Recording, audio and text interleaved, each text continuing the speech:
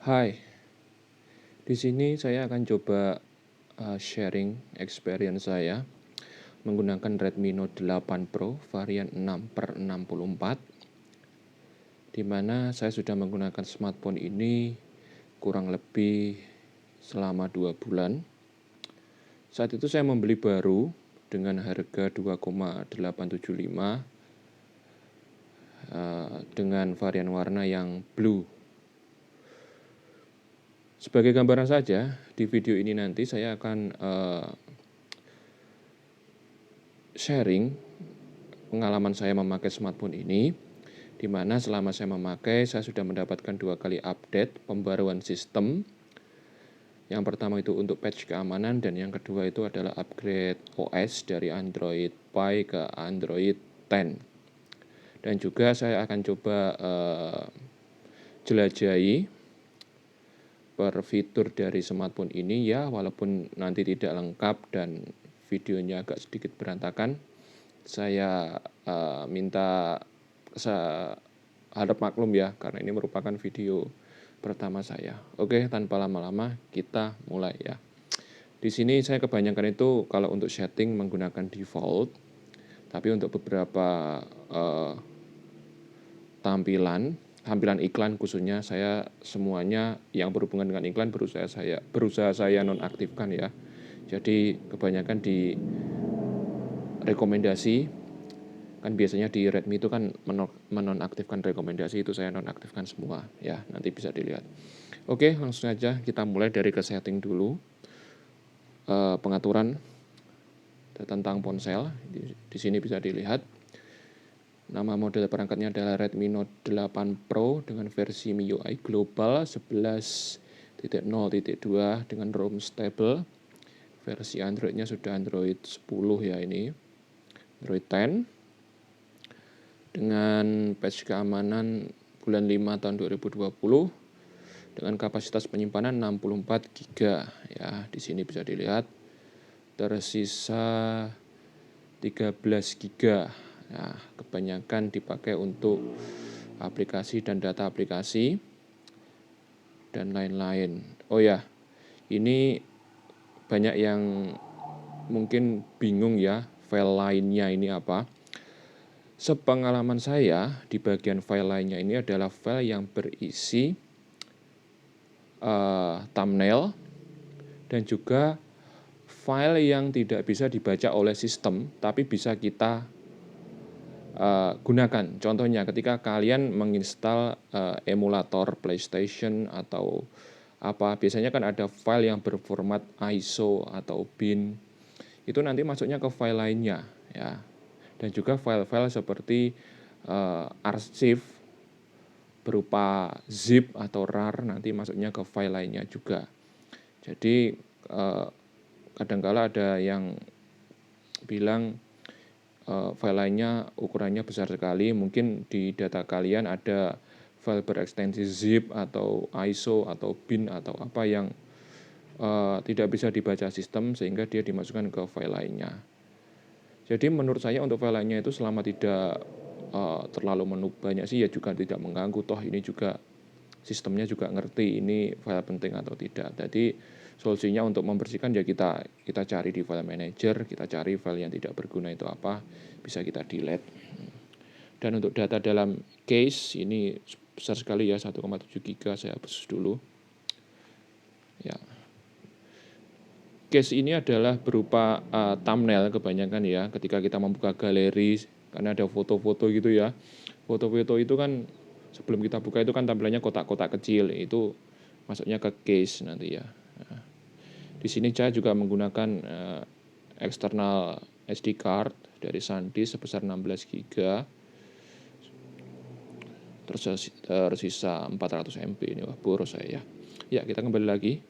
Setelah dari penyimpanan, kita lihat keseluruhan spesifikasi. Di sini ada RAM dan lain-lain. Oh ya, mungkin banyak yang bertanya berapa sih sisa RAM-nya? Ya, kita lihat di sini. Saya clear semua aplikasi di background. Dari 6 GB tersisa 3,6 GB untuk RAM-nya. Jadi lebih ya separuh lebih lah. Nah, ini. Oke. Lanjut kembali lagi ke setting atau pengaturan ya. Setelah itu kita lihat lagi di jaringan seluler. Saya menggunakan kartu XL, di mana di sini untuk jaringan selulernya sebenarnya bisa mendukung 4,5G atau 4G plus ya. Tapi untuk XL di tempat saya masih belum bisa support. Tapi saya pernah memakai Smartfren, itu dia itu bisa 4G plus 4,5G di sini ya. 4G plus sama 4,5G itu sama atau tidak saya kurang tahu ya. Yang jelas 4G plus itu untuk Smartfren-nya. Kita kembali lagi. Dan oh iya, saya menggunakan satu SIM card saja. Lanjut ke layar kunci. Di sini ada fitur-fitur seperti double tap to wake, ketuk 2 kali untuk bangunkan, info pemilik di layar kunci, format jam di layar kunci, ini model jam ya di layar kunci seperti ini bentuknya. Kembali lagi di bagian tampilan. Bagian tampilan ada pengaturan kecerahan, mode baca, skema warna. Ya, skema warna ini di sini maksudnya adalah color temperatur. Ada yang suka lebih ke kuningan, ada yang suka biru, itu tergantung selera. Tapi kalau saya sih memakainya standar saja. Setelah yes, standar. Oke. Dan ada juga untuk pengaturan huruf sistem. Untuk huruf sistem sendiri ini sepertinya baru ya tampilannya. Walaupun sebenarnya font di Redmi ini bisa diganti. Tapi untuk ini kalian lihat di bagian bawah ada icon T berwarna oranye, itu sebelumnya tidak ada, tapi setelah dapat beberapa kali update akhirnya ada, jadi kita bisa mencari font itu dengan lebih mudah gitu ya. Itu. Di sini ada ukuran teks juga, extra small, small, medium, large dan lain-lain. Lanjut ada juga pengaturan notch dan bar status. Di sini ada pengaturan notch, ingin tidak memakai notch, kita menggunakan border hitam di atas layar juga bisa, tergantung selera ini. Kalau saya sih kebanyakan standar sih. Dan juga ada untuk menampilkan notifikasi yang masuk, ada ikonnya seperti ini di atas layar. Juga ada menampilkan kecepatan koneksi kita juga, lain-lain. Indikator baterai ini kalian bisa memilih, tidak ada presentasenya atau presentasinya berada di dalam baterai, icon baterai atau di sebelah. Kalau saya lebih suka memakai yang di sebelah karena sifatnya ini lebih mudah untuk dilihat ya. Lanjut lagi, kita kembali di suara dan getaran. Ini untuk setting untuk nada dering, notifikasi dan lain-lain semuanya ada di sini. Bahkan untuk efek suara, ini yang saya suka dari Redmi, jadi mempunyai banyak pilihan. Earphone, walaupun kita menggunakan earphone standar, nanti kita bisa memiliki efek yang berbeda-beda ketika mendengarkan. Walaupun juga bisa disetting langsung menggunakan equalizer di sini ya. Oke. Dan efek suara ini hanya bekerja ketika kita itu menggunakan earphone ya, setahu saya, sepengalaman saya. Kalau ada yang lain ya mungkin bisa sharing pengalamannya juga. Lanjut ke bagian notifikasi ya. Di notifikasi ini saya ini kalian bisa lihat ya. Di sini banyak sekali aplikasi yang tidak ingin saya tampilkan notifikasinya. Karena apa? Kadang itu mengganggu ya menurut saya, kayak get apps, terus lagi ya sifatnya sesuatu yang tidak ingin kita buka, tapi tiba-tiba muncul notifikasi itu, saya itu kayak sedikit risih atau gimana, sehingga saya menonaktifkan notifikasinya. Tapi di sini itu bukan berarti aplikasinya itu tidak berjalan, tetap berjalan. Tapi cuma tidak muncul notifikasinya di atas ini nanti. Itu. Lanjut lagi. Dan ini juga nanti akan ada hubungannya dengan menonaktifkan iklan juga. Dan ngomong-ngomong tentang iklan, ya, selain menonaktifkan rekomendasi aplikasi, di sini juga kita bisa menonaktifkan fitur iklan itu sendiri. Dimana kalian masuk ke ini sandi dan keamanan, lalu kalian ke otorisasi dan pencabutan, kalian buka. Nah, di sini ada MSA. MSA ini yang berfungsi untuk menampilkan iklan pada Redmi. Jadi kalian nonaktifkan saja. Nanti pasti akan mengurangi frekuensi iklan kalian. Dan setelah itu, kalian kembali lagi ke notifikasi, ya. Kalian cari, ke aplikasi, maksud saya ke aplikasi. Kalian cari di kelola aplikasi di sini, ya. Ketik di sini MSA. Nah, keluarkan MSA ini. Nah, lalu klik di notifikasi. Kalian hilangkan ini. Iya. Nanti iklan saya yakin akan berkurang secara drastis dari biasanya. Oke. Lanjut, setelah dari tadi sandi keamanan ke baterai dan performa, ini sisa 67%. Untuk penggunaan saya yang suka main Mobile Legends, saya itu untuk satu match itu rata-rata bisa menghabiskan, tergantung durasinya juga sih, satu match itu biasanya 15 menit, itu biasanya berkurang sekitar 5, mungkin sampai 8 atau 10, ya 10% dalam satu match. Karena saya menggunakan setting itu high di sini ya, dengan high frame rate on. Oke. Lanjut ke aplikasi tadi ya, kita bisa mengelola aplikasi di sini, menghapus atau menonaktifkan notifikasi juga bisa langsung dari sini. Di sini juga ada, kalian klik tombol titik 3 yang berada di kanan ini, kalian bisa klik di sini untuk melihat aplikasi awal, setel ulang preferensi aplikasi, dan setelan. Setelan di sini bisa menonaktifkan tentang rekomendasi atau iklan-iklan juga. Oke, lanjut lagi. Kalau ada yang tanya perizinan itu apa? Perizinan itu adalah kita memberikan akses kepada sebuah aplikasi. Biasanya ketika kita membuka WA untuk pertama kalinya akan ada tulisannya izinkan WhatsApp mengakses kontak Anda. Berarti di sini perizinan ini adalah tempat di mana aplikasi itu bisa mengakses smartphone kita sejauh apa gitu. Dan juga mulai otomatis itu artinya tanpa kita buka aplikasi itu bisa berjalan di latar maksudnya. Berarti kalau kita nonaktifkan semua mulai otomatis, berarti ya menurut saya sih penggunaan baterai akan sedikit lebih hemat gitu loh. Mas, apakah nanti notifikasinya akan terlambat ketika kita aplikasinya tidak mulai otomatis? Tidak, aplikasi akan tetap masuk selama kita tidak menggunakan fitur penghemat baterai aplikasi, atau lebih tepatnya kita menggunakan penghemat baterai yang benar-benar ekstrim sehingga aplikasi benar-benar tidak bisa berjalan di belakang layar gitu. Ada lagi setelan tambahan, di sini kita bisa mengatur bahasa, lokasi. Lanjut, pintasan tombol, lampu notifikasi. Oh iya, ini Redmi Note 8 Pro ini memiliki lampu notifikasi berwarna putih ya kalau di charge di bagian atas. Nah, ini ada lagi pintasan tombol, ini biasanya kalian gunakan untuk ingin mengakses kamera dengan cepat. Kita bisa menggunakan apa sih? Di sini bisa menggunakan daya plus beranda, daya plus menu, dan lain-lain. Sengaja saya nonaktifkan semua untuk menghindari kesalahan sentuh, dan cuma mengaktifkan geser ke bawah dengan 3 jari untuk screenshot. Di sini juga kalian bisa mengaktifkan otomatis, nonaktifkan tombol navigasi di sini.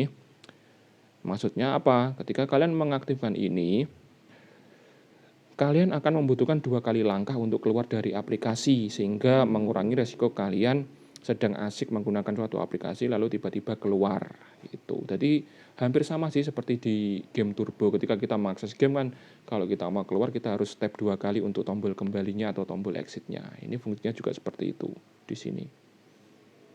Oke, ya kembali lagi.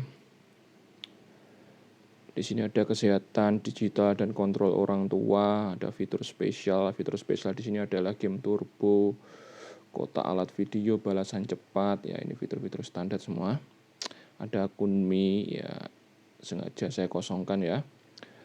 Ada Google, akun sinkron, privacy. Privacy di sini berisi ya kalau kalian untuk mengakses apa ya, ibaratnya itu untuk keamanan ekstra. Misal di sini ya layanan isi dari Google otomatis. Nah, di sini kalian akan bisa ketika kalian semisal mengakses Facebook itu masukkan email dan password, nanti kalian sama Google akan di-save. Jadi kalian tidak akan perlu repot-repot mengetik umpamanya alamat emailnya adalah budihartawan@gmail.com dengan password sekian sekian sekian. Nanti kalian tinggal ngetik huruf B aja sudah Google sudah mendeteksi secara otomatis itu email kalian tadi loh ya. Tuh. Itu yang ada di pengaturan ya. Sorry ya kalau lumayan beribet ya karena ngomongnya belepotan karena ini merupakan video saya yang pertama dan mungkin saya masih noob dalam pengeditan, jadi saya akan berusaha buat sebaik-baiknya ya videonya.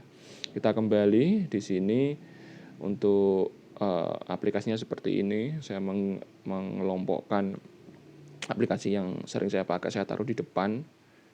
Ini ada musik tampilannya sengaja tidak saya update. Kalau yang diupdate itu ada fitur jokes streaming musik online itu loh, nanti ada di sini. Saya tidak update itu karena menurut saya juga sudah suka tampilan seperti ini. Oh iya, ngomong-ngomong tentang update, jadi menurut saya setiap kali ada update itu tidak serta-merta harus diperbarui, kecuali memang dari sistemnya sudah mengatakan aplikasi yang kamu pakai itu benar-benar tidak kompatibel dan harus diperbarui, itu baru kalian perbarui. Karena setiap update itu tidak tentu memberikan sesuatu yang baru. Bisa saja dengan update performanya malah menurun dan timbul banyak bug. Bug itu apa? Bug itu adalah mungkin semacam ketidaksempurnaan aplikasi, dalam artian semisal ya dulu itu pernah rame di grup itu Mobile Legends. Mobile Legends ini di MIUI 10 dia memiliki mode high frame rate ya. Dan saya yakin di beberapa smartphone yang mumpuni juga sudah ada fitur itu. Tapi setelah update ke MIUI 11, mode high frame rate tersebut hilang. Berarti itu kan berarti dari situ kita bisa lihat bahwasanya update itu ya bagus tujuannya selain untuk keamanan sistem, patch keamanan dan fitur-fitur baru, tapi tidak serta-merta update itu juga memberikan dampak yang positif untuk aplikasi-aplikasi tertentu. Jadi dari saran saya, sebelum walaupun ada pembaruan aplikasi baru, jangan keburu diupdate deh. Coba kalian searching dulu apakah ini itu bukan aman ya, ini itu tidak ada bugnya atau aman, tidak ada kendala ketika digunakan. Seperti kalian lihat ya di sini di Play Store, saya buka Play Store, di pembaruan aplikasi ya, banyak sekali aplikasi yang tidak saya perbarui di sini. Karena apa? Karena saya sudah merasa nyaman dengan versi yang sekarang, jadi saya tidak akan update gitu loh. Itu kembali lagi ya. Sini tampilannya seperti ini, standar saja. Aplikasi yang digunakan ada Instagram, Twitter. Terus ada di sini ada WPS, receiver, pengunduh video Instagram, pengunduh Twitter dan lain-lain, Spotify. Saya di sini tuh penyuka game-game jadul ya, karena saya lahir di era 90-an. Saya menggunakan PSX ini. Ya, dari game PS1. Banyak sekali ini saya mainkan semuanya. Saya mainkan di sini ya tidak memakai konsol khusus atau kontrol khusus. Dan juga ini ada Pokemon di sini.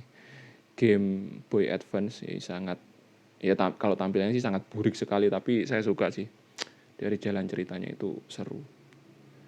Dan lagi apalagi ya di sini ada kalkulator, jam, radio, FM dan lain-lain. Banyak ini bawaan semua dari smartphone ya.